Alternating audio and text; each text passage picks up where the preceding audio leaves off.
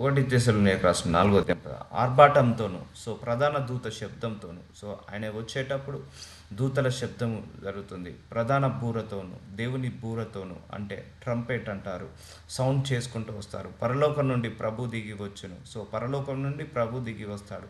ఇవన్నీ రెండో రాకడకు కావాల్సినవి. సో క్రీస్తు నందుండి మృతులైన వారు మొదట లేతురు. సో క్రీస్తు యందు ఎవరైతే నిద్రించారో, మృతులైనారో, వాళ్ళు మొదట లేస్తారు. లేచి ఎక్కడికి వెళ్తారు? ఆయనతో పాటు పరలోకానికి తీసుకెళ్తారు. ఆ మీదట సజీవులమై నిలిచియుండు మనము వారితో కూడా ఏకముగా ప్రభువును ఎదుర్కొనుటకు. సో మనందరం సజీవులమై నిలిచి ఉన్నాము అనుకోండి, ఒకవేళ ఈరోజే రెండో రాకడ సమయం వచ్చింది అనుకోండి, మనము వారితో కూడా ఏకముగా ప్రభువునకు ఎదుర్కొనుటకు. ఇప్పుడు మరణించిన వాళ్ళు లేస్తారు, జీవించిన వాళ్ళు కూడా లేస్తారు.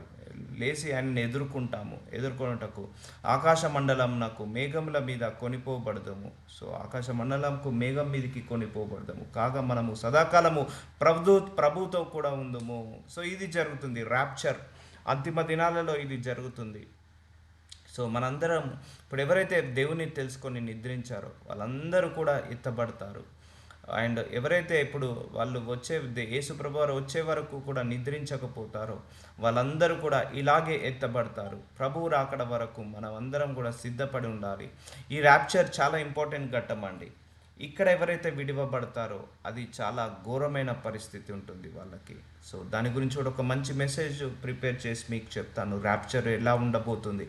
ఒకవేళ ఎవరు పైకి వెళ్తారు, ఎవరు ఎవరు కిందనే విడవబడతారు, ఒకవేళ విడవబడితే వాళ్ళకి ఎలాంటి శ్రమలు ఉంటాయి, ఎన్ని సంవత్సరాల శ్రమలు ఉంటాయి, తర్వాత దేవుణ్ణి తెలుసుకుంటే మళ్ళీ వాళ్ళకు మోక్షం ఉందా లేదా. సో చాలా టాపిక్స్ ఉన్నాయి. I need to cover many topics, చాలా టాపిక్స్ ఉన్నాయి మీకు కవర్ చేయడానికి. ర్యాప్చర్ గురించి, అంతిమ దినాల గురించి, లేకపోతే దేవుడు రెండో రాకడ సమయం తర్వాత ఏం జరుగుతుంది. సో ఆయన వచ్చిపోయి అందరినీ తీసుకెళ్తాడు. ఇక్కడ విడవబడిన వాళ్ళ పరిస్థితి ఏంటి, వాళ్ళకు మళ్ళీ మోక్షం ఉంటుందా ఉండదా, వాళ్ళ శ్రమలు ఎలా ఉంటాయి. సో ఇలా చాలా చాలా చాలా topics I need to cover. మీ అందరికీ కూడా కవర్ చేస్తాను. దేవుణ్ణి జ్ఞానం అడుగుతున్నాను. నేను ఇంకా ఇంకా లోతైన జ్ఞానాన్ని ఇవ్వమని అడుగుతున్నాను దేవుణ్ణి ఇవన్నిటి గురించి చెప్పడానికి. సో ప్రజెంట్ మన టాపిక్ ఏంటిది? పరలోకమా నరకమా? సో నిత్య జీవమా నిత్య నరకమా? సో నిత్య జీవము కావాలంటే ప్రభువు రావాల్సిందే మన దగ్గరికి. రెండో రాకడ వచ్చినప్పుడే మనకు నిత్య జీవంలోకి ఎంటర్ అవుతాము, ప్రభుతో కూడా ఉందము. కాబట్టి మీరు ఈ మాటల చేత ఒకరిని ఒకడు ఆదరించుకొనుడి. సో రెండో రాకడ సమయానికి మనందరం కూడా సిద్ధపడి ఉండాలండి. So rapture is very near అని చాలామంది చెప్తున్నారు. సో అప్పుడు మనందరం కూడా నిత్య జీవానికి వెళ్తాము అప్పుడు మనందరం కూడా. సో అందుకే ఏడవద్దు మనము. సో ఈ లోక సంబంధంలో మనకు ఆశీర్వాదం లేదని ఎప్పుడు ఏడవద్దు. అయ్యో వాళ్ళకు కార్లు ఉన్నాయి, నాకు కార్లు లేవు, వాళ్ళకు బిల్డింగ్స్ ఉన్నాయి, మనకు బిల్డింగ్స్ లేవు, వాళ్ళకు బంగారం ఉంది, మనకు బంగారం లేదు. సో ఇవన్నీ కాదు, మనందరికీ కూడా రెండో రాకడ సమయానికి దేవుడు మనందరినీ కూడా ఎత్తబడే గుంపులో ఉంటే, ఇవన్నీ ఉన్నా లేకపోయినా ఆ ఎత్తబడే గుంపులో మనం అయితే ఉంటాం చూసామా, అది చాలా ముఖ్యము, చాలా ముఖ్యము. అందుకే ఇంకా మనము నేర్చుకునేది చాలా ఉన్నది. మనం ఇంకా రెండో రాకడ గురించి నేర్చుకునేది ఉన్నది. అంతిమ దినాలలో ఇంకేమేమి జరుగుతుందో అవన్నీ నేర్చుకునేది ఉన్నది. ఇంకా ఆ ర్యాప్చర్, ఆ ఎత్తబడే గుంపులో ఎవరు ఉంటారు, ఆ ఎత్తబడే గుంపులో ఉన్న వాళ్ళు ఎక్కడికి వెళ్తారు, ఇప్పటి వరకు చనిపోయిన వాళ్ళు ఎక్కడున్నారు. సో ఇవన్నీ కూడా మీకు ఇంకా బోధించాల్సింది చాలా ఉంది. సో ఆశ కలిగి ఉండండి. దేవుడు గొప్ప గొప్ప వాక్యాలు మనందరికీ కూడా అందిస్తాడు. యోహాను సువార్త 14:1 మీ హృదయంను కలవరపనకుడి, దేవుని యందు విశ్వాసం ఉంచున్నారు, నా యందు విశ్వాసం ఉంచుడి, విశ్వాసం ఉంచండి అంటున్నాడు. సో మనందరినీ కూడా నమ్మకాన్ని కోల్పోకండి, విశ్వాసంలో ఉండండి. సో విశ్వాసులను దేవుడు ఎలా తీసుకెళ్తాడు? పరలోక రాజ్యానికి తన వెంట పెట్టుకొని తీసుకెళ్తాడు. మనందరికీ దారి తెలియదండి. నువ్వు దేవుని నమ్ముకున్నావు, దారి తెలియదు. ఆయన మళ్ళీ రావాల్సిందే పరలోక రాజ్యానికి తీసుకెళ్ళడానికి. మనందరినీ కూడా ఆయన వెంట పెట్టుకోవడానికి ఆయన వచ్చినప్పుడే మనందరం కూడా ఆయనతో పాటు తీసుకెళ్తాడు, ఆయనతో పాటు వెళ్తాము. సో మనం విశ్వాసం ఉంచుదాము దేవుని యందు. సో దేవుడి మీద నమ్మకము చాలా ఇంపార్టెంట్, దేవుడి మీద విశ్వాసము చాలా ఇంపార్టెంట్. చాలామందికి ఈ అంతిమ దినాలలో దేవుడి మీద విశ్వాసము కోల్పోతారు, దేవుడి మీద నమ్మకాన్ని కోల్పోతారు. అయ్యో ఈ దేవుని నమ్ముకొని ఇంకెందుకు ఈ కష్టాలు అని తొలగిపోయి మళ్ళీ వాళ్ళు పాత జీవితానికి వెళ్ళిపోతారు, ఇతర దేవుళ్ళను అనుసరిస్తారు. సో మనం మాత్రము విశ్వాసంతో ఉండాలి, కలవరపడనీయకుడి. ఉంటుంటాయి. బయట ఆ న్యూస్ ఈ న్యూస్ విని, బయట ఆ ప్రాబ్లం ఈ ప్రాబ్లం గురించి విని మనందరం కలవరపడుతుంటాం. సో దేవుని యందు విశ్వాసం ఉంచుదాము, ప్రార్థన చేసుకుందాము. నా తండ్రి ఇంట అనేక నివాసములు కలవు, లేని ఎడల మీతో చెప్పుదును, మీకు స్థలము సిద్ధపరచు వెళ్ళుచున్నాను. సో ఇది యేసుప్రభు వారు మనందరి కోసం ఏం చేస్తున్నాడు? పరలోక రాజ్యంలో స్థలాలు సిద్ధపరుస్తున్నాడు. తండ్రి ఇంట అనేక నివాసములు కలవు. నా తండ్రి అంటే ఎవరు? యెహోవా దేవుడు. ఆయన ఇంట అంటే ఎక్కడ? ఆయన ఇల్లు పరలోక రాజ్యము. అనేక నివాసాలు అంటే చాలా ఇల్లులు ఉన్నాయి, నివసించడానికి చాలా గృహాలు ఉన్నాయి, అక్కడ చాలా స్థలం ఉంది.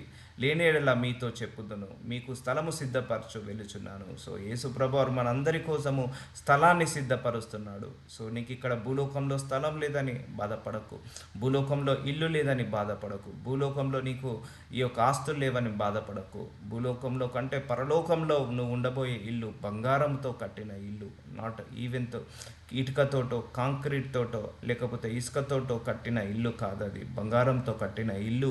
అక్కడ మనందరికీ సిద్ధపరుస్తున్నాడు దేవుడు. సో ఆ స్థలము సిద్ధపరచ వెళ్ళుచున్నాను. సో మనందరి కోసం ఆయన ఇప్పుడు ఏం చేస్తున్నాడు? Preparing the places to stay with him. ఆయన కోసము ఇది పరలోక రాజ్యము, ఇది నిత్య జీవము. సో ఆయన ఎంత గొప్పవాడు చూడండి. మనందరము అక్కడికి వెళ్ళాక ఇబ్బంది పడకుండా మన కోసము ముందుగానే సిద్ధపరుస్తున్నాడు. ఆల్రెడీ సిద్ధపరుస్తున్నాడు. మనందరినీ కూడా ఆ నివాసాలలో ఉండడానికి ప్రిపేర్ చేస్తున్నాడు. సో కాబట్టి we need to glory to Jesus, we need to clap to Jesus. నేను వెళ్ళి మీకు స్థలమును సిద్ధపరిచిన ఎడల నేనుండు స్థలంలో మీరును ఉండలాగున. చూసారా అండి, యేసు ప్రభువారు ఆయన ఎక్కడ ఉంటాడు? పరలోకంలో ఉంటాడు. మనము కూడా అక్కడికి వెళ్ళిన తర్వాత ఇబ్బంది పడకుండా స్థలములు సిద్ధపరిచిన ఎడల స్థలములను మనందరి కోసం సిద్ధపరుస్తున్నాడు. మీరు ఉండలాగున మరల వచ్చి నా యుద్ధ నుండకు మిమ్మల్ని తీసుకొని పోవద్దును, మరల వస్తా అంటున్నాడు. మిమ్మల్ని అందరినీ తీసుకుపోతా అంటున్నాడు. ఈలోపు నేను వెళ్తాను. ఈ వాక్యం చెప్పి ఎన్ని సంవత్సరాలైంది? దాదాపుగా 2000 సంవత్సరాలైంది. సో ఇప్పుడే వస్తానన్నట్టుగా వెళ్ళాడు యేసు ప్రభు వారు, కానీ ఇంకా రాలేదు, ఇంకా రావట్లేదు. వచ్చే కాలము దగ్గరలో ఉన్నది, కానీ తప్పకుండా వస్తాడు. ఒకటి మాత్రం చాలామందికి అపోహ, ఈ ర్యాప్చర్ ఉండదు, యేసు ప్రభు వారు రెండో రాకడ ఉండదు, రాదని చాలామంది అనుకుంటున్నారు. బట్ ఆయన రావడం మాత్రం తథ్యము, కానీ ఎప్పుడు వస్తాడనేది మాత్రము ఎవరికి తెలియని ఒక మిస్టరీ. అది ఈరోజు రాత్రే రావచ్చు, ఈ వారంలోనే రావచ్చు, ఈ నెలలో, ఈ సంవత్సరంలోనే రావచ్చు. మేబీ ఇంకా 10 సంవత్సరాలు పట్టవచ్చు, మేబీ ఇంకా 50 సంవత్సరాలు పట్టవచ్చు. కానీ రావడం మాత్రము కంపల్సరీ. సో ఆయన ఏమంటున్నాడు? ఇది ఎవరు చెప్పారు? యేసు ప్రభువారు చెప్పారు. యేసు ప్రభువారు ఏమైనా అబద్ధాలు చెప్తాడా? ఆయన చెప్పింది ఏదైనా కూడా నిజమే కదా. నేను వెళ్ళుతున్నాను, మీకు స్థలాన్ని సిద్ధపరుస్తాను, నేనుండు స్థలంలో మీరును ఉండలాగున. సో ఆయన ఏ ప్లేస్లో ఉంటాడో మనం కూడా అదే ప్లేస్లో ఉండలాగా మరలా వచ్చి, చూసారా, మరలా వస్తా అంటున్నాడు. నా యుద్ధ నుండుటకు, మనందరం ఆయన యుద్ధ ఉండడానికి, మిమ్మును అంటే మనందరినీ తీసుకొని పోతా అంటున్నాడు. సో చూడండి, మనందరినీ తీసుకోవడానికి వస్తున్నాడు. ఎక్కడికి? పరలోక రాజ్యానికి తీసుకెళ్ళడానికి వస్తున్నాడు. నేను వెళ్ళుచున్న స్థలమున మార్గము మీకు తెలియనని చెప్పాను. సో మనకు తెలియదు ఆ మార్గము, పరలోకముకి వెళ్ళాలంటే మార్గము తెలియదు. సో ఆయనే జీవము, ఆయనే మార్గము. సో ఆయన ద్వారా తప్పించి మనం పరలోక రాజ్యానికి వెళ్ళలేము. సో ఎవరైతే ఆయనను నమ్ముకుంటారో, ఎవరైతే ఆయనను ఒప్పుకుంటారో, ఎవరైతే ఆయనను అంగీకరిస్తారో వాళ్ళందరూ కూడా పరలోక రాజ్యానికి వెళ్ళడానికి తీసుకెళ్ళి, this is the basic criteria మనకి ఇచ్చాడు తండ్రి. ఎవరైతే నా కుమారుడి యందు విశ్వాసం ఉంచుతారో వాళ్ళందరికీ కూడా పరలోక రాజ్యాన్ని ఇస్తానన్నాడు. సో మనందరం కూడా ఆయనను విశ్వసిస్తున్నాము, నమ్ముతున్నాము, మనందరికీ కూడా పరలోక రాజ్యాన్ని ఇచ్చాడు. కానీ ఆ పరలోక రాజ్యము ఎలా ఉంటుందో మనకు తెలియదు, ఎక్కడ ఉంటుందో తెలియదు, దానికి ద్వారం ఏంటిదో తెలియదు. ఫ్లైట్లో వెళ్ళాలా, బస్సులో వెళ్ళాలా, బైక్లో వెళ్ళాలా, ట్రైన్లో వెళ్ళాలా తెలియదు. కానీ మనందరినీ తీసుకుపోవడానికి యేసు ప్రభువారు వచ్చి మనం ఎలాగైతే ఉన్నామో అలాగే ఎత్తబడతాము, నూతన శరీరంతో ఎత్తబడి మనందరం కూడా ఆయనతో పాటు తీసుకెళ్తాడు ఆ పరలోక రాజ్యంలో నివసించడానికి. ఇప్పుడు మనందరి కోసం ఆయన ఏం చేస్తున్నాడు? ఇల్లు కడుతున్నాడు, స్థలాన్ని సిద్ధపరుస్తున్నాడు, అక్కడ నివసించడానికి, అక్కడ ఉండడానికి, అక్కడ మనకు ఎలాంటి సమస్యలు రాకుండా కాపాడుకోవడానికి, మనందరినీ కూడా తీసుకెళ్ళడానికి వస్తున్నాడు అతి త్వరలో. సో మార్గము మీకు తెలియనని చెప్పాను. అందుకు తోమా, ప్రభువా ఎక్కడికి వెళ్ళుచున్నావో మాకు తెలియదే, ఆ మార్గం ఎలాగూ తెలియనని ఆయనను అడగగా, సో తోమా ఆయన శిష్యుడు ఒకడు అడుగుతున్నాడు, అయ్యా ఎక్కడ ఉంటున్నావు, నువ్వు ఎక్కడికి వెళ్తావు, నువ్వు ఏడికి వెళ్తావో మాకు తెలియదు, మళ్ళీ మీ దగ్గరికి రావాలంటే మాకు ఎలాగ రావాలి, మీరు ఎక్కడికి వెళ్తున్నారో మీరు వెళ్తున్న మార్గం ఏంటిదో తెలియదు, కానీ మీరు మీ దగ్గరికి మళ్ళీ మేము రావాలి, నివసించాలి అంటే అది ఎలా తెలియనని ఆయన అడగగా యేసు నేనే మార్గమును. సో చూసారా, ఆయనే మార్గము, ఆయనే సత్యము, ఆయనే జీవము, నా ద్వారానే తప్ప ఎవడును తండ్రి యొద్దకు రాడు. సో ఆయన ద్వారానే. సో యేసు ప్రభు వారిని నమ్ముతేనే తప్ప నువ్వు తండ్రి దగ్గరికి వెళ్ళలేవు. ఆయన ద్వారా is the route map, is the open the gates. మనకు ద్వారాలు ఓపెన్ చేసేది యేసు ప్రభు వారే. ఎవరైతే ఆయనను అంగీకరించారో, ఎవరైతే ఆయనను యాక్సెప్ట్ చేశారో, అది వీసా కాపీ లాంటిది. ఇప్పుడు నా దగ్గర పాస్పోర్ట్ ఉంది కానీ వీసా లేదు, నేను వేరే కంట్రీకి వెళ్ళగలుగుతానా? వెళ్ళలేను. సో అందుకే ఏ కంట్రీకి వెళ్ళాలన్నా వీసా ఎలాగో, నువ్వు పరలోకానికి వెళ్ళాలంటే యేసు ప్రభు వారు ఒక వీసా లాగా. సో ఆయన నమ్ముకుంటేనే కానీ నువ్వు పరలోక రాజ్యానికి వెళ్ళలేవు. ఆయన రక్తంలో కడగబడాలి, ఆయన విశ్వాసంలో నడవబడాలి, ఆయన వాక్యాన్ని తెలుసుకొని ప్రార్థించుకోవాలి. ఆనాడు దొంగ అంటాడు, ప్రభువా నువ్వు ఎక్కడికి వెళ్తున్నావో నన్ను కూడా తీసుకొని వెళ్ళు. పశ్చాత్తాపడ్డాడు, ఒక్క క్షణం ముందు పశ్చాత్తాపడ్డాడు. ఆయన బైబిల్ చదవలేదు, ఆయన ఏమి ప్రార్థించలేదు, ఆయన ఏమి బాప్తిజం తీసుకోలేదు, ఆయన ఏమి దేవుని వెంబడించలేదు. ఒకటే మాట అన్నాడు, అయ్యా నిన్ను నమ్ముతున్నాను, నన్ను జ్ఞాపకం చేసుకో అని ఒక్కటే అడిగాడు. దేవుడు జ్ఞాపకం చేసుకున్నాడు, పరలోక రాజ్యంలో నిలబెట్టాడు, ప్యారడైజ్లో నిలబెట్టాడు. సో అది కూడా చెప్తా, ప్యారడైజ్ అంటే ఏంటిది, పరలోక రాజ్యం అంటే ఏంటిది, ప్యారడైజ్లో ఎవరు ఉంటారు, పరలోక రాజ్యంలో ఎవరు ఉంటారు, ఎత్తబడే గుంపులో ఎవరు ఉంటారు, అండ్ ఎత్తబడే గుంపులో ఉన్న వాళ్ళు ఎక్కడికి వెళ్తారు, ఒకవేళ ఇక్కడ విడవబడిన వాళ్ళు ఎక్కడికి వెళ్తారు, అండ్ విడవబడిన వాళ్ళ పరిస్థితి ఏంటిది, వాళ్ళు ఎన్ని సంవత్సరాలు శ్రమలు ఉంటాయి, ఒకవేళ విడవబడిన తర్వాత మళ్ళీ దేవుణ్ణి నమ్ముకుంటే వాళ్ళకు మోక్షం ఉంటుందా లేదా. సో ఇంకా చాలా టాపిక్స్ ఉన్నాయి, మీ అందరికీ కూడా చెప్పాల్సినవి. సో మనందరం కూడా దేవుణ్ణి అడిగి ఇంకా జ్ఞానముతో నింపుకొని మీ అందరికీ కూడా వాక్యాలన్నీ కూడా అందిస్తాను. ఎవడునూ తండ్రి యొద్దకు రాడు. చూసారా అండి, పరలోక రాజ్యానికి వెళ్ళాలి అంటే యేసు ప్రభు వారు ఒకరే మార్గము. సో ఆయనను యాక్సెప్ట్ చేస్తేనే కానీ నువ్వు పరలోక రాజ్యానికి వెళ్ళవు. ఆయనను యాక్సెప్ట్ చేయకపోతే పరలోక రాజ్యం అనేది రాదు. సో అందుకే ఆయనను యాక్సెప్ట్ చేయడము, ఈ భూలోకంలో నువ్వు తీసుకున్న గొప్ప డిసిషన్ ఏదైనా ఉంది అంటే నువ్వు దేవుణ్ణి యాక్సెప్ట్ చేయడమే కదా అండి. అంతే కదా అండి, లేకపోతే ఆ నిత్య నరకంలోకి వెళ్ళే వాళ్ళము, ఆ నిత్య అగ్నిలోకి వెళ్ళే వాళ్ళము.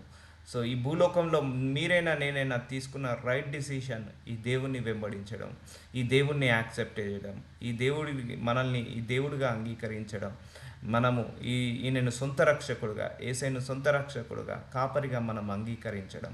This is the right decision. There are many people are not there in the world to took this decision. ఇలాంటి నిర్ణయం తీసుకోవడానికి కొన్ని కోట్ల మంది రెడీగా లేరు, సిద్ధంగా లేరు. అందుకే యేసయ్యను నమ్మాలంటే ఒక ధైర్యం ఉండాలి, ఒక గట్స్ ఉండాలి. యేసయ్యను నమ్మాలంటే ఒక ఒక ఒక డేరింగ్ స్టెప్ అనేది ఉండాలి. అంత ఈజీగా నమ్మలేరు ఎవరు కూడా. కాబట్టి ఇప్పుడు మనందరికి కూడా యేసుప్రభు వారు ఏమయ్యాడు, మార్గమయ్యాడు. ఎక్కడికి, పరలోక రాజ్యానికి మార్గమయ్యాడు. సో ఆయనే మాదిరిలాగా మనందరినీ కూడా పరలోక రాజ్యానికి తీసుకెళ్తాడు. ఆయన వచ్చి తీసుకెళ్తే కానీ మనందరం పరలోక రాజ్యానికి వెళ్ళలేమండి. ఆయన వచ్చి మనందరినీ తీసుకెళ్తే కానీ పరలోక రాజ్యానికి వెళ్ళలేము. సో మనము పోలేము, మనంతా మనము అక్కడికి నివసించలేము. సో యేసు నేనే మార్గము, సత్యము, జీవమును, నా ద్వారా తప్ప ఎవడును తండ్రి యొద్దకు రాడు. మీరు నన్ను ఎరిగి ఉంటే నా తండ్రిని ఎరిగి ఉందురు, ఇప్పటి నుండి మీరు ఆయనను ఎరుగుదురు, ఆయనను చూచి ఉన్నారని చెప్పాను. సో మీరు నన్ను తెలుసుకుంటే తండ్రిని తెలుసుకున్నట్టే. నేను ఎక్కడ ఉంటానో అక్కడికి తీసుకెళ్తే అదే పరలోక రాజ్యము. సో నన్ను తెలుసుకుంటే తండ్రిని తెలుసుకున్నట్టే, తండ్రిని తెలుసుకుంటే నన్ను తెలుసుకున్నట్టే. సో ఇక్కడ తండ్రి కాదు వేరు, కుమారుడు వేరు కాదు. చాలామంది మనం ఏం చేస్తున్నారు, తండ్రి కుమారులను కూడా డివేట్ చేస్తున్నారు, తండ్రి కుమారులను కూడా వేరు చేస్తున్నారు చాలామంది. తండ్రి వేరు కాదు, కుమారుడు వేరు కాదు. కుమారుడిని చూసావా తండ్రిని చూసినట్టే, అండ్ తండ్రిని చూసావా కుమారుని చూసినట్టే. కుమారుణ్ణి ప్రేమించావా తండ్రిని ప్రేమించినట్టే, కుమారుణ్ణి విశ్వసించావా తండ్రిని విశ్వసించే.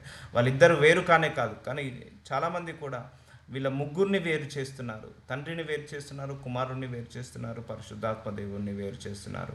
వారు భిన్నత్వంలో ఏకత్వం, ఏకత్వంలో భిన్నత్వం. ముగ్గురు కలిసే ఉన్నారు కానీ ముగ్గురు కారు, కానీ ముగ్గురు ఒకటే. సో కాబట్టి వేరు చేయద్దు ఎప్పుడు కూడా. అందుకే మీరు నన్ను తెలుసుకొని ఉంటే, మీరు నాకు తెలిసి ఉంటే, నా తండ్రిని కూడా తెలిసినట్టే ఇప్పటి నుండి మీరు ఆయనను ఎరుగుదురు, ఆయనను చూచి ఉన్నారని చెప్పాను. అప్పుడు ఫిలిప్పు, ప్రభువా తండ్రిని మాకు కనపరచుము, మాకంతే చాలునని ఆయనతో చెప్పగా, ఫిలిప్ అంటున్నాడు, తండ్రిని మాకు చూపించు, మాకు అది చాలు, ఇప్పటి వరకు మేము తండ్రిని చూడలేదు, మిమ్మల్ని అయితే చూసాము. యేసు ప్రభువారిని అంటున్నాడు తోమా, ఫిలిప్ అంటున్నాడు, మిమ్మల్ని అయితే చూసాము ప్రభువా, కానీ తండ్రిని అయితే చూడలేదు. యేసు ఫిలిప్పు, నేను ఇంతకాలం మీ వద్ద ఉండినను, నీవు నన్ను ఎరగవా? నన్ను చూచిన వాడు తండ్రిని చూచి ఉన్నాడు కనుక తండ్రిని మాకు కనపరచుమని ఎలా చెప్పుచున్నావు? చూసారండి, ఇప్పుడు ఆయనే చెప్తున్నాడు, నేను వేరు కాదు, తండ్రి వేరు కాదు, ఇద్దరం ఒకటే. ఇద్దరు ఎక్కడ ఉంటారు? పరలోకంలో ఉంటారు. సో ఇప్పుడు నువ్వు నన్ను చూస్తున్నావు కదా ఫిలిప్పు, అయితే నువ్వు నా తండ్రిని చూసినట్టే. ఇంతకాలం నాతోటే ఉన్నావు కదా, నీకు తెలియడం లేదా నేను ఒకటే, తండ్రి ఒకటే, ఇద్దరము వేరు కాదని? సో నేను ఇంతకాలం మీ వద్ద ఉండి నీవు నన్ను ఎరుగవా? సో తండ్రే పంపించాడు కుమారుడిని. సో తండ్రి వేరు కాదు, కుమారుడు వేరు కాదు, ఇద్దరు ఏకమై ఉన్నారు. తండ్రి ఏది మాట్లాడితే కుమారుడు అది మాట్లాడినట్టే, కుమారుడు ఏది మాట్లాడితే తండ్రి అది మాట్లాడినట్టే. సో నన్ను చూచిన వాడు తండ్రిని చూచి ఉన్నాడు. సో నువ్వు యేసు ప్రభువాన్ని చూస్తున్నావా? తండ్రిని చూస్తున్నట్టే. So is a image. ఇప్పుడు మన ముఖము అద్దంలో చూసుకుంటే ఎలాగైతే కనపడుతుందో, ఇప్పుడు యేసు ప్రభువాన్ని చూస్తే తండ్రి అలాగా కనపడతాడు, తండ్రిని చూస్తే కుమారుడు అలా కనపడతాడు. చూచి ఉన్నాడు గనక తండ్రిని మాకు కనపరచమని ఎలా చెప్పుచున్నావు? సో తండ్రి వేరు కాదు, కుమారుడు వేరు కాదు, ఇద్దరు ఏకము. ఇద్దరు ఏకమై పరలోక రాజ్యంలో ఉన్నాడు. వాళ్ళిద్దరిలో ఏకము చేసుకోవడానికి మనందరినీ కూడా తీసుకెళ్ళాడు, పరలోక రాజ్యానికి తీసుకెళ్ళడానికి రెండో రాకడ సమయానికి యేసు ప్రభువారు వస్తున్నారు. తండ్రి యందు నేనును నాయందు తండ్రియు ఉన్నామని నీవు నమ్ముటలేదా? సో వీళ్ళిద్దరూ కూడా తండ్రి యందు నేనును నాయందు తండ్రియు ఇద్దరు ఏకమై ఉన్నారు, నమ్ముటలేదా? నేను మీతో చెప్పుచున్న మాటలు నాయంతట నేను చెప్పుటలేదు, తండ్రి నాయందు నివసించుచు తన క్రియలు చేయుచున్నాడు. సో చూసారా, యేసుప్రభు వారి లోపల ఎవరున్నారు? తండ్రి ఉన్నాడు. తండ్రి ఉండే క్రియలు చేపిస్తున్నాడు, తండ్రి ఉండే మాట్లాడుతున్నాడు. అంటే ఇప్పుడు ఇవన్నీ యేసుప్రభు వారు చెప్పాడు కదా, నేనే మార్గము, నేనే జీవము. సో అది చెప్పించింది ఎవరు? తండ్రే చెప్పించాడు. సో యేసుప్రభు వారు ప్రతి ఒక్క బోధన ఎవరి ద్వారా వచ్చింది? తండ్రి ద్వారానే వచ్చాయి. సో తనంతట తానుగా ఏది బోధించలేదు. సో కాబట్టి ఇక్కడ తండ్రి వేరు కాదు, కుమారుడు వేరు కాదు, వాళ్ళిద్దరూ ఏకమై పరలోకంలో ఉన్నారు. ఆ పరలోక రాజ్యంలో మనం నివసించాలి. ఇప్పుడు అర్థమవుతుందా అండి? పరలోక రాజ్యంలో ఏముంటుంది, ఎలా ఉంటుంది, ఎవరు వెళ్ళాలి, దాని రూట్ మ్యాప్ ఏంటిది, దాని యొక్క మార్గం ఏంటిది, దాని యొక్క వీసా ఏంటిది, అక్కడికి వెళ్ళాలంటే ఏ పాస్పోర్ట్ ఉండాలి, ఏ వీసా ఉండాలి, ఏ క్వాలిఫికేషన్ ఉండాలి, ఏ అర్హత ఉండాలి. సో ఇవన్నీ కూడా దేవుడు మనకు చెప్పాడు. తండ్రి నాయందును నివసించు తన క్రియలు చేయుచున్నాడు. ఇప్పుడు యేసు ప్రభువు లోపల ఎవరుండి క్రియలు చేయుచున్నాడు? తండ్రి చేయించున్నాడు. సో ఆయన చేసిన అద్భుతాలు తండ్రి లోపల ఉండి చేపించాడు. తండ్రి యందు నేను నాయందు తండ్రి ఉన్నామని నమ్ముడి, లేదా క్రియల నిమిత్తము నన్ను నమ్ముడి. సో మేమిద్దరం ఏకమై ఉన్నారని నమ్మండి, లేకపోతే నేను చేసే క్రియలను బట్టి అయినా నమ్మండి. సూచన క్రియలు, మాత్కారాలు, అద్భుతాలు చేస్తున్నాను, ఇది నా అంతటా నేను చేయట్లేదు, తండ్రే నా లోపల నుండి చేపిస్తున్నాడు. కానీ మనము చాలామంది కూడా, క్రైస్తవుల్లో కూడా తండ్రిని వేరు చేస్తున్నారు, కుమారుని వేరు చేస్తున్నారు. ఇద్దరు కూడా ఏకమై ఉన్నారు, వాళ్ళందరూ పరలోకంలో ఉన్నారు. వాళ్ళిద్దరూ మనందరినీ కూడా పరలోక రాజ్యానికి తీసుకెళ్ళడానికి ఆయన స్థలాలను సిద్ధపరుస్తున్నాడు. సో నేను తండ్రి యొద్దకు వెళ్ళుచున్నాను కనుక నేను చేయు క్రియలు నా యందు విశ్వాసం ఉంచువాడు నువ్వు చేయను. సో చూసారండి, నేను తండ్రి దగ్గరికి వెళ్తున్నాను, నేను ఏ క్రియలైతే చేశానో నా యందు విశ్వాసం ఉంచు వాళ్ళందరికీ కూడా చేస్తాను. ఇప్పుడు నువ్వు కుమారుడి దగ్గర విశ్వాసం ఉంచితే తండ్రిని విశ్వాసించినట్టే, కుమారుడిని యాక్సెప్ట్ చేస్తే నువ్వు తండ్రిని యాక్సెప్ట్ చేసినట్టే. ఒకవేళ నేను కుమారుడిని రిజెక్ట్ చేస్తాను, తండ్రిని యాక్సెప్ట్ చేస్తానంటే ఇద్దరిని రిజెక్ట్ చేసినట్టే. సో ఒకవేళ నేను నా అంతటా నేను పరలోకానికి వెళ్తాను యేసుప్రభువాన్ని నమ్ముకోకుండా అంటే అది అసాధ్యము. ఎందుకంటే ఇప్పుడు మా ఇంటికి వచ్చి మీరు తలుపు కొట్టారు, నేను తలుపు తీస్తేనే మీరు లోపలికి రాగలుగుతారు. అదే నువ్వు యేసుప్రభువాన్ని నమ్ముకున్నావంటే ఆయన తలుపు తీసినట్టు, ద్వారాలు, పరలోక రాజ్యానికి ద్వారాలు తీసినట్టు. అదొక కండిషన్ పెట్టాడు, నమ్ముకో నీకు పరలోక రాజ్యం ఇస్తాను. సో నమ్ముకున్న తర్వాత కూడా నీతిగా బ్రతకాలి, మళ్ళీ అదొక కండిషన్. నమ్ముకొని నా ఇష్టానుసారంగా బ్రతుకుతా, నా తప్పులు నేను చేసుకుంటా, నా పాపాలు నేను చేసుకుంటా, నాకు పరలోక రాజ్యం కావాలంటే అది అసాధ్యము. మళ్ళా నువ్వు యేసు ప్రభువాన్ని నమ్ముకోక ముందుకు నువ్వు 1,00,000 తప్పులు చేయి, 10 కోట్ల తప్పులు చేయి, 10 కోట్ల పాపాలు చేయి, అవన్నీ కూడా ఒకసారి నమ్మినావంటే అన్నీ తుడిచివేయబడతాయి. సో దేవుణ్ణి నమ్ముకోకముందు నీ జీవితము ఎలా ఉన్నా పర్లేదు, కానీ దేవుణ్ణి నమ్ముకున్న తర్వాత నీ జీవితము మారాలి. ఒకప్పుడు చీకట్లో నడిచావు పర్లేదు, కానీ దేవుణ్ణి నమ్ముకున్న తర్వాత మళ్ళీ చీకట్లో నడవద్దు, వెలుగులోకి నడవాలి. దేవుణ్ణి నమ్ముకోక ముందుకు నువ్వు ఎన్ని ఘోర పాపాలైనా చెయ్యి పర్లేదు, నీ క్షమాపణ ఉంటుంది. ఎప్పుడైతే నమ్ముకుంటావో అప్పటి నుంచి నీకు కౌంట్ డౌన్ స్టార్ట్ అవుతుంది. సో అందుకే నమ్ముకోగానే సరిపోదు, నమ్ముకున్న తర్వాత నీతిగా బ్రతకాలి, పరిశుద్ధంగా బ్రతకాలి, పవిత్రంగా బ్రతకాలి, వెలుగులో నడవాలి, చీకట్లో నడవకూడదు. సో నా యందు విశ్వాసం ఉంచువాడు నువ్వు చేయను, వాటికంటే మరి గొప్పయు అతడు చేయనని మీతో నిశ్చయంగా చెప్పుచున్నాను. మీరు నా నామమును దేనిని అడుగుదురో తండ్రి కుమారుని యందు మహిమపరచుటకై దానిని చేతును. సో మనము ఆయన నామంలో ఏదడిగినా కూడా తండ్రి కుమారుని యందు మహిమపరచడానికి దానిని చేస్తాడు. నా నామమును మీరేమి నన్ను అడిగినను నేను చేతును, నా నామంలో మీరు ఏమడిగినా కూడా నేను చేస్తాను అని వాగ్దానం ఇచ్చి వెళ్ళాడు యేసు ప్రభువారు. సో ఇప్పుడు ఎక్కడ ఉన్నాడు యేసు ప్రభువారు? సో ఎక్కడికి మనల్ని తీసుకెళ్తాడో అన్నీ కూడా ఒక క్లారిటీ ఇచ్చాడు. సో ఇప్పుడు మనందరికీ కూడా నిత్య జీవానికి మనం ఏమయ్యాము? వారసులమయ్యాము. మనము ఇప్పుడు అర్థమవుతుందా ఎంత రైట్ డిసిషన్స్ తీసుకున్నామో? చాలామంది అయ్యో ఈ దేవుని నమ్ముకొని నాకు కష్టాలే, అయ్యో ఈ దేవుని నమ్ముకొని నాకు ఇంకా శ్రమలే, ఈ దేవుని నమ్ముకొని నాకేమి రాలేదే అని అనుకోవద్దు. సో ఆయన మన కోసం దాచివించిన మూలధనము పరలోక రాజ్యంలో ఉంది. మన కోసము పరిశుద్ధాత్మ దేవుని పెట్టాడు, మన కోసం పరలోక రాజ్యంలో నివాసాలు సిద్ధపరుస్తున్నాడు. మనందరి కోసము ఆయన నిత్య జీవాన్ని ఇచ్చాడు, మనందరి కోసము కిరీటాన్ని దాచిపెట్టాడు, జీవ కిరీటాన్ని దాచిపెట్టాడు. మనందరి కోసము ఆయన వారసత్వాన్ని ఇచ్చేశాడు, తనకు స్వతంత్రించుకోవడానికి. ఆ పరలోక రాజ్యం ఆయనది.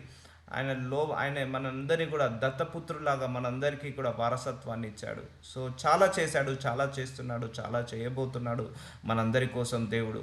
సో అందుకే భూలోకంలో నువ్వు తీసుకున్న right decision, you accepted the Jesus.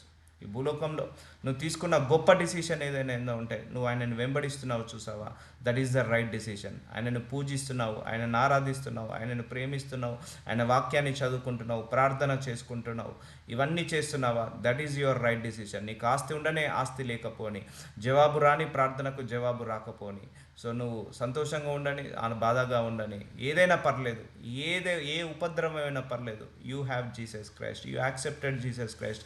నీ నోటితో ఒప్పుకున్నావు చూసావా, అదే మాట బంగారం లాంటి మాట. ఇప్పటి వరకు నీ నోటి నుంచి వచ్చిన మాట ఏంటిదంటే, యేసయ్య నీవే నా దేవుడవని ఎప్పుడైతే ఒప్పుకున్నావో ఆ మాట బంగారం లాంటి మాట. అది ఆ మాటకు చాలా విలువైన మాట. ఆ మాటతోటి నువ్వు రక్షించబడ్డావు, ఆ మాటతోటే నువ్వు సాల్వేషన్ పొందుకున్నావు, ఆ మాటతోటే నువ్వు పరలోక రాజ్యానికి వెళ్ళావు. సో అందుకే దేవుణ్ణి నమ్ముకోవడం అంత ఈజీ కాదు, చాలా ధైర్యం ఉండాలి ఈ దేవుణ్ణి నమ్ముకోవాలంటే, చాలా గట్స్ ఉండాలి దేవుణ్ణి నమ్ముకోవాలంటే. సో అవన్నీ కూడా దేవుడు మనకిచ్చాడు, ఆ ధైర్యము, ఆ గట్స్, ఆ యొక్క కృపను మనకిచ్చి వెంబడించేలాగా చేశాడు. సో పరలోక రాజ్యానికి విస్తరించడానికి మనందరినీ కూడా పిలుచుకున్నాడు, అంతే కదండి. గాడ్ పర్పస్ ఏంటి? మనందరినీ పిలుచుకోవడానికి ఎందుకు? పరలోక రాజ్యంలో మనందరినీ నివసించడానికే, పరలోక రాజ్యాన్ని విస్తరించడానికి మనందరినీ తీసుకున్నాడు. అందుకే నేను ప్రార్థిస్తాను, పరలోక రాజ్య విస్తరణ కోసం నన్ను పిలుచుకున్నందుకు వందనాలు ప్రభు అని ప్రార్థించుకుంటాను నేను. అంతే కదండి, పరలోక రాజ్యం విస్తరణ కోసమే మనందరినీ కూడా పిలుచుకున్నాడు, మనందరినీ కడుగుతున్నాడు, పరిశుద్ధులుగా పవిత్రులుగా చేసి ఆ రాజ్యంలో నిలబడేలాగా మనందరికీ సహాయం చేస్తున్నాడు. సో కాబట్టి ఈ భూలోకంలో మీరు మళ్ళీ గుర్తుపెట్టుకోండి, మీరు తీసుకున్న రైట్ డిసిషన్ ఏదైనా ఉందంటే ఈ దేవుణ్ణి యాక్సెప్ట్ చేయడం, ఆయనను సొంత రక్షకుడుగా, ఆయనను దేవుళ్లాగా, ఆయనను తండ్రిలాగా, ఆయనను కాపర్లాగా యాక్సెప్ట్ చేసావు చూసావా, that is the right decision in this world what you took. ఇప్పటివరకు చాలా కోట్ల మంది జనాభా తీసుకోలేదు. నీ నోటి నుంచి వచ్చిన బంగారమైన మాట, అతి విలువైన మాట ఏంటంటే, యేసయ్య నీవే నా దేవుడవని ఎప్పుడైతే అన్నావో, యేసయ్య నిన్ను నేను సొంత రక్షకుడుగా ఎప్పుడైతే నేను అంగీకరించానని మాట్లాడావో నీ నోటి నుంచి, అది అతి పవిత్రమైన మాట, అతి విలువైన మాట. ఆ మాటతోటే నువ్వు నరకానికి వెళ్ళకుండా పరలోకానికి వెళ్తున్నావు. ఆ మాటతోటే మనము పరలోకానికి వెళ్ళడానికి మార్గాలు ఓపెన్ అయ్యాయి. ఆ మాటతోటే మనం దేవుడి మీద విశ్వాసాన్ని పెంచుకున్నాము.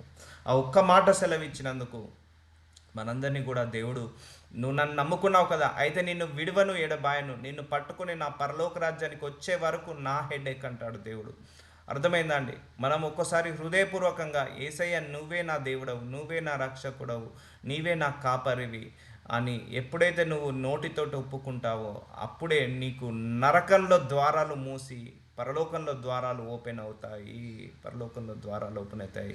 సో అప్పటి నుంచి God will take over your life. ఆ ఒక్క మాట ఇచ్చావు కదా, నిన్ను విశ్వసిస్తున్నానని ఒక్క మాట ఇచ్చావు కదా, ఆ మాటతోటి ఆయన పట్టుకొని మనందరినీ కూడా ఇప్పుడు పరలోక రాజ్యం వైపు నడిపిస్తాడు. ఎన్ని శ్రమలు వచ్చినా ఆయన వదిలిపెట్టాడు, ఎన్ని కష్టాలు వచ్చినా వదిలిపెట్టాడు, నువ్వు ఎంత పాపంలో పడ్డా ఆయన వదిలిపెట్టాడు, సరిచేసి మరీ తీసుకొని వెళ్తాడు ఆ పరలోక రాజ్యానికి.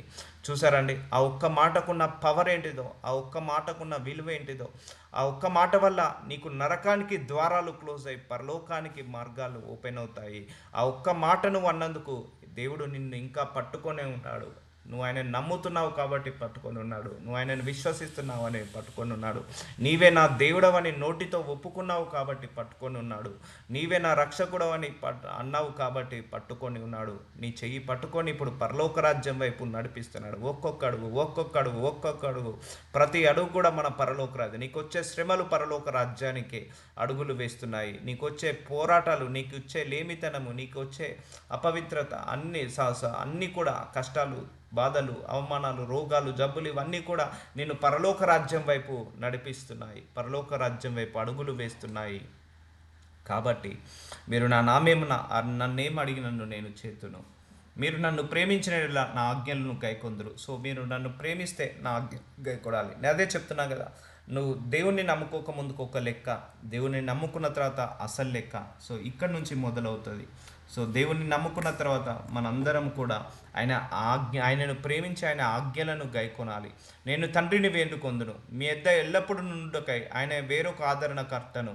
సో తండ్రిని వేడుకుంటాడట. మనందరము పరలోక రాజ్యం వరకు వచ్చే వరకు, పరలోకంలోకి వెళ్ళే వరకు ఆయన వేరునొక ఆదరణకర్తను అనగా సత్యస్వరూపి యొక్క ఆత్మను మీకు అనుగ్రహించును. ఒక ఆత్మను, పరిశుద్ధాత్మను మీకు, సత్యస్వరూపి అన్న ఆత్మ మీకు అనుగ్రహిస్తాడు. నేను వెళ్ళి తండ్రిని వేడుకుంటాను. ఎందుకు? మనం నరకంలోకి వెళ్ళకుండా. ఒకసారి మనం రక్షించబడ్డాము. సో నువ్వు ఎప్పుడైతే దేవుణ్ణి ఒప్పుకుంటావో అప్పుడే నీకు ఈ పరిశుద్ధాత్మ దేవుడు అనే వరాన్ని ఇస్తాడు. అందరి లోపల ఉంది, నాలో ఉంది, మీలో ఉంది, ప్రతి ఒక్కరి లోపల ఈ పరిశుద్ధాత్మ దేవుడి వరం ఉంది, ఆ ఆత్మ ఉంది. కొంతమంది ఉపయోగిస్తున్నారు, కొంతమంది గుర్తిస్తున్నారు, కొంతమంది గుర్తించట్లేదు. సత్యస్వరూపి యొక్క ఆత్మను మీకు అనుగ్రహించును. చూసారా అండి, మనం ఎప్పుడైతే నోటితో కన్ఫ్యూస్ చేస్తావో, దేవుణ్ణి ఒప్పుకుంటావో, అప్పుడు నీకు ఈ సత్యస్వరూపి అయిన ఆత్మను నీ లోపల పెడతాడు. ఈ ఆత్మ నిన్ను నరకం వైపు వెళ్లకుండా పరలోకం వైపు నడిపిస్తుంటుంది. లోకము ఆయనను చూడదు, ఆయనను ఎరుగదు, కనుక ఆయనను పొందనేరదు. సో ఎవరినైతే దేవుని నమ్ముకుంటారో వాళ్ళకే ఇస్తాడు. ఇప్పుడు లోకంలో అందరికీ పరిశుద్ధాత్మ దేవుడు ఉన్నాడా? లేడు. ఎవరైతే ఆయనను నమ్ముకున్నారో, ఎవరైతే ఆయనను యాక్సెప్ట్ చేశారో వాళ్ళందరూ కూడా పొందుకున్నారు. లోకంలో అన్యజనులు పొందుకోలేదు. మీరు ఆయనను ఎరుగుదురు, ఆయన మీతో కూడా నివసించును, మీలో ఉండును. సో ఇప్పుడు మన లోపల ఉండి ఏం చేస్తున్నాడు? పరలోక రాజ్యం వైపు నడిపిస్తున్నాడు. మన లోపల ఉండి నరకానికి వెళ్లకుండా పరలోకానికి వెళ్ళేలాగా సహాయం చేస్తున్నాడు ఈ పరిశుద్ధాత్మ దేవుడు. అందుకే మన తప్పులను, మన పొరపాట్లను, మన బలహీనతలను వహిస్తున్నాడు, సహిస్తున్నాడు, భరిస్తున్నాడు. మన లోపల నుండి గద్దిస్తున్నాడు, మన లోపల నుండి వార్నింగ్ ఇస్తున్నాడు. మనందరినీ కూడా పరలోక రాజ్యానికి తీసుకెళ్లే వరకు ఈ పరిశుద్ధాత్మ దేవుడు మన లోపల ఉండి మొండిలాగా, అంటే నువ్వు మారాల్సిందే, నువ్వు వెళ్ళాల్సిందే, ప్యూరిఫై కావాల్సిందే, నువ్వు వాక్యం వినాల్సిందే, ప్రార్థన చేయాల్సిందే, మందిరానికి వెళ్ళాల్సిందే, దశంభాగం వేయాల్సిందే, ప్రార్థన చేయాల్సిందే, ఆయన పరిశుద్ధంగా ఉండాల్సిందే, నీతిగా ఉండాల్సిందే, పవిత్రంగా ఉండాల్సిందే, నీ నోరు కంట్రోల్ చేసుకోవాల్సిందే, నీ కళ్ళు కంట్రోల్ చేసుకోవాల్సిందే. ఇవన్నీ కూడా మన లోపల నుండి చేపిస్తున్నాడు.